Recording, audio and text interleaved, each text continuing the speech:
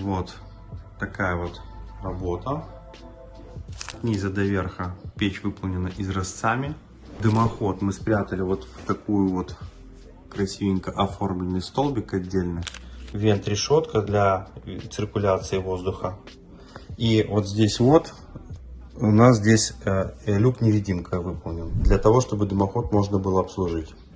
Так вот даже и не скажешь, что здесь есть какой-то люк. Оштукатуривание дымохода и вот такое вот примыкание из нержавейки выполнено.